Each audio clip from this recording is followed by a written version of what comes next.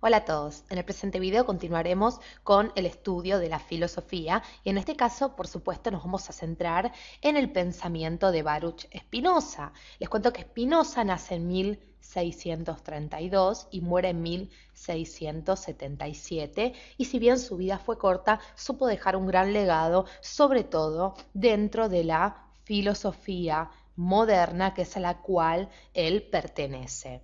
Y dentro de esta filosofía moderna, si ustedes recuerdan, había dos corrientes principales, el racionalismo y el empirismo. Bueno, Spinoza se considera dentro del racionalismo, por eso los invitamos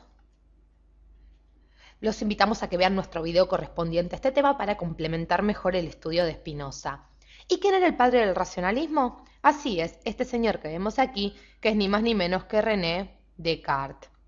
Entonces, muchos historiadores de la filosofía consideran o piensan que Spinoza es un continuador de la filosofía cartesiana. Sin embargo, como vamos a ver a lo largo de nuestros videos, se va a diferenciar en varios puntos. Además, hay que considerar que Spinoza ha tenido influencia de otras corrientes o de otras tradiciones. Por ejemplo, era un gran adepto a la cultura humanista. Así como también se sabe que era un interesado en la literatura humanista, que tuvo mucha influencia de la filosofía del Renacimiento. Y por supuesto no podemos dejar de lado que en su obra encontraremos muchos elementos de la filosofía escolástica, es decir, aquella filosofía propia de la filosofía medieval. Los invitamos a que vean nuestro video de filosofía escolástica para que les quede bien clarificados algunos conceptos. Entonces, como vemos, es un filósofo que ha sido influenciado por varias corrientes de pensamiento. Sin embargo, es natural que en los libros de filosofía ustedes lo encuentren como un continuador, como decíamos, de René Descartes. También les voy a comentar que tenía amplios conocimientos de medicina, así como también de matemáticas, ¿sí? Inclusive se consideraba en su época una especie de genio en el cálculo de probabilidades. Y por ende, cuando hablamos de Spinoza, tenemos que referirnos a sus obras principales. ¿Qué les parece si las vamos a ver ya mismo? Porque entre sus obras principales tenemos por un lado el Tratado Teológico Político que estamos señalando en pantalla, que fue publicado en 1670, y tenemos la genial obra de Spinoza, la obra que lo caracteriza, la obra que solemos estudiar hoy en día sobre todo, que es su Ética demostrada según el orden geométrico.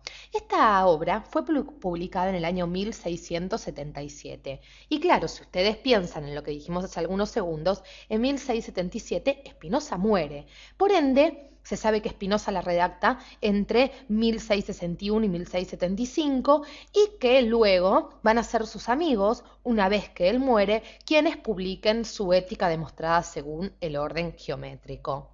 Y si tenemos que comenzar a hablar de un tema importante y clave en este filósofo, tenemos que hacer, sin lugar a dudas, mención a su metafísica. Por ende, vamos a hacer mención a su teoría de la substancia que se encuentra, como decíamos, en esta genial obra. Pasemos ya mismo a nuestra siguiente imagen, porque cuando nosotros hablamos de esta obra, como decíamos, considerada la obra principal de Spinoza, sobre todo porque ocupa un lugar central en la metafísica spinociana, nos vamos a preguntar, o inclusive muchos se preguntan, ¿por qué esta se llama ética demostrada?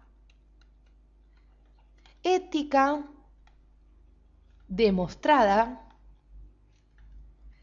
según el orden geométrico. ¿Por qué le puso este nombre cuando le podría haber puesto, no sé, podemos inventar miles de nombres? Teoría de la sustancia, teoría metafísica, metafísica spinociana, por decir alguno de los nombres. Sabemos igual que los filósofos modernos eran mucho más complejos para poner nombres a sus obras, pero en este caso es muy raro que le haya puesto ética demostrada según el orden geométrico. Les cuento por qué.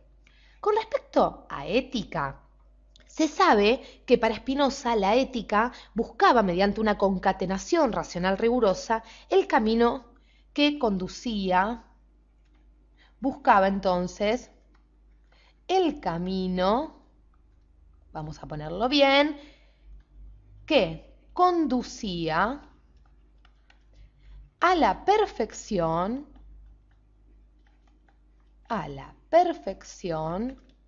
de la naturaleza humana.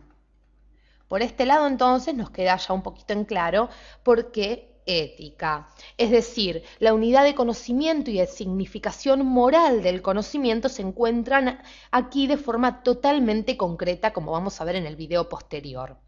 ¿Y por qué orden geométrico? ¿Por qué esta idea del orden geométrico? Bueno, ¿recuerdan nuestros videos correspondientes a la filosofía racionalista, sobre todo a la filosofía moderna? Nosotros vimos que el método geométrico era el más utilizado por los académicos, por los intelectuales modernos. Entonces, el método geométrico era para Spinoza aquel que se podía plegar a la naturaleza del objeto sin pretender imponerle la deformación propia de la óptica humana, es decir, sin prejuicios propios de nosotros, los humanos, cuando nos acercamos al conocimiento de algo. Es una especie de herramienta para evitar el antropomorfismo, ¿sí? Una tendencia, claro, que es la principal fuente de prejuicios que alejan al conocimiento de la verdad. Entonces, por ende, es utilizado este método geométrico dentro de su ética demostrada según el orden geométrico. Pero no nos confundamos más, en el próximo video vamos a meternos de lleno en esta obra y a conocer su famosa teoría de la sustancia. Gracias por acompañarnos hasta aquí.